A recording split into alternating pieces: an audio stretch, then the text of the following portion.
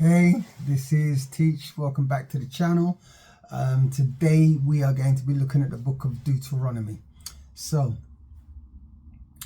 the book of Deuteronomy is basically the last book of the Torah, and it's also the fifth book of the Bible. The book of Deuteronomy is the fifth book of the Bible, and it serves as a crucial part of the Torah.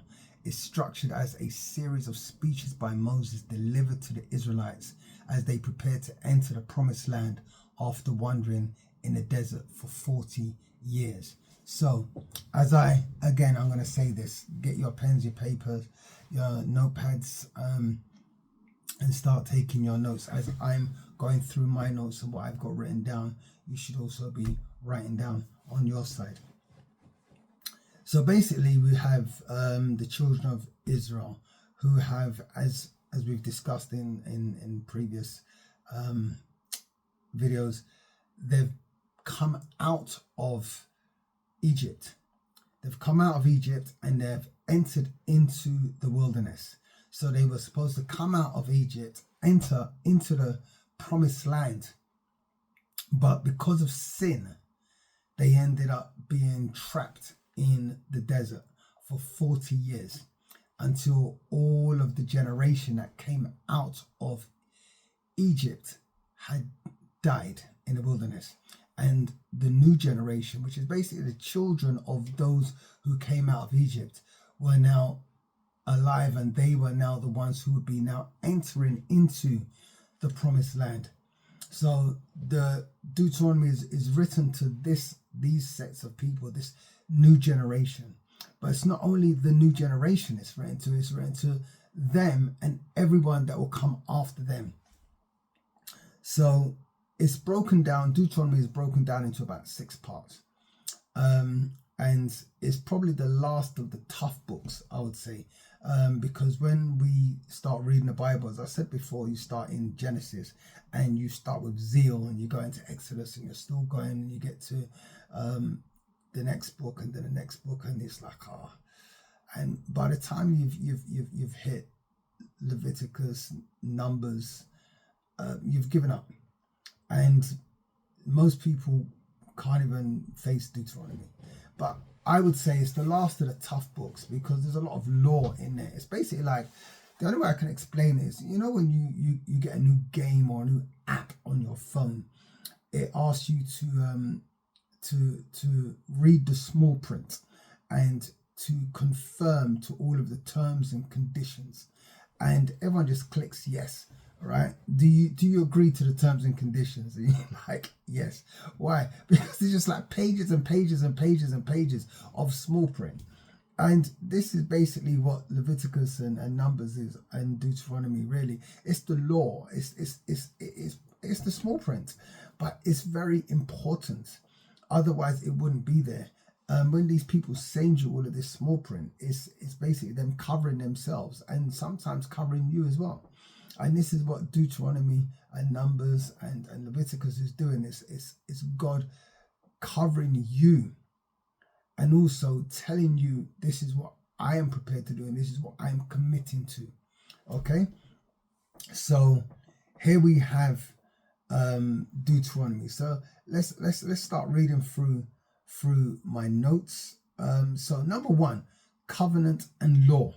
Okay, so Moses emphasizes the importance of the covenant between God and Israel, reiterating the laws given 40 years earlier, as most of the people he was now talking to weren't there the first time he gave the law, as they would have all died in the wilderness except Caleb and Joshua.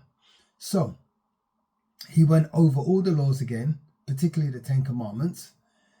He calls on the people to remain faithful and to follow God's laws as a condition for prosperity in the land they are about to enter. Yeah? Number 2, history. The book recounts the Israelites' journey, reflecting on all of their trials and God's faithfulness in every situation. This serves as a reminder of God's love for his people and also the consequences of disobedience. Number 3, we have worship. It establishes the guidelines for worship, including the centralization of worship in one place, the tabernacle. But eventually, Jerusalem, and also it covers God's hatred of idolatry. Fourth, we have ethics. Deuteronomy contains detailed laws governing various aspects of social and religious life, including justice, worship, festivals, and community responsibilities. It highlights the need for community welfare and ethical behavior. Moses instructs the people on how to live justly and compassionately, emphasizing the treatment of the poor, the alienated, and the marginalized in society.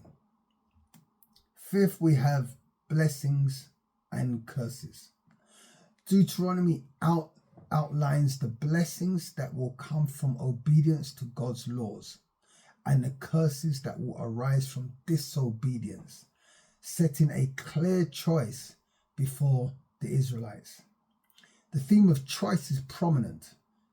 Choices and consequences, where the Israelites are encouraged to choose life and blessing over death and curses by following God's commandments. Lastly, we have the transition of leadership. Towards the end of the book, Moses appoints Joshua as his successor and provides a glimpse of his final moments, including his death on Mount Nebo. So, overall, Deuteronomy functions as a renewal of the covenant and a call to faithfulness. It emphasizes the importance of faithfulness to God, the significance of the law, and the call for Israel to remain committed to their covenant as they move into the promised land.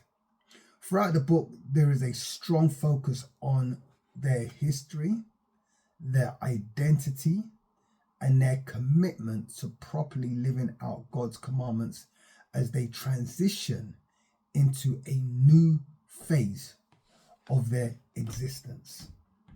And this is Deuteronomy. Okay, thank you.